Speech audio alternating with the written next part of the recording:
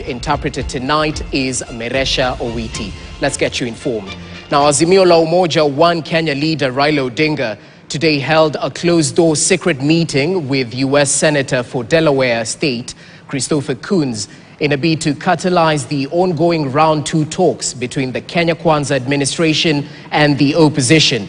Raila Odinga said the meeting was to exchange notes with the senator, who is back in the country after 4 months.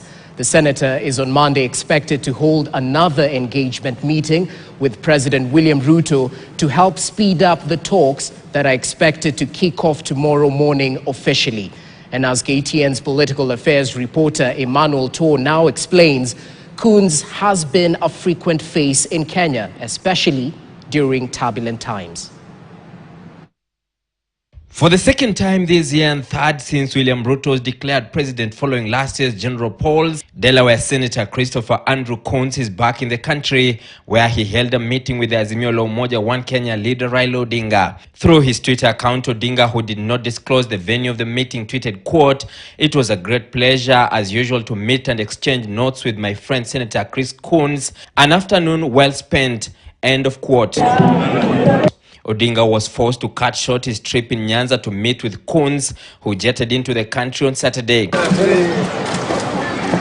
The meeting, according to Odinga's inner sanctum, is meant to add impetus to the fresh round of talks between the former Premier and President William Ruto and help close the ranks between the duo. Coons is also expected to meet President William Ruto Monday. It is now more than 4 months since Coons was last in the country at the height of the opposition demos that threatened to split the country.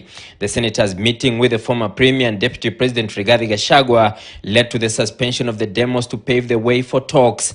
On August 19th, just 3 days after President William Ruto was declared the winner of the hotly contested general election, the senator met retired President Uhuru Kenyatta, then President-elect William Ruto, and the opposition leader Raila Odinga.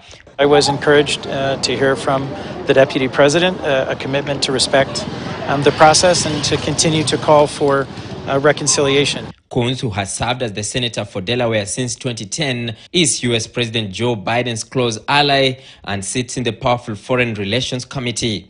Coons now joins a list of other high-profile individuals who have jetted into the country recently to try and mediate the country's polarized situation following the anti-government protests.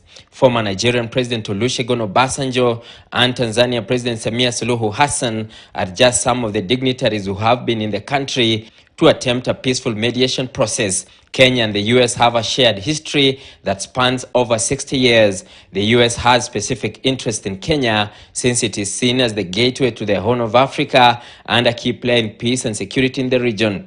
Kenya is among a few countries with US military bases in Africa, with a cooperative security location, Manda Bay in Lamu. Manda Bay is home to the naval base Manda Bay, Camp Simba, the US base within a base where most US forces are housed and work, and nearby Magagoni airfield.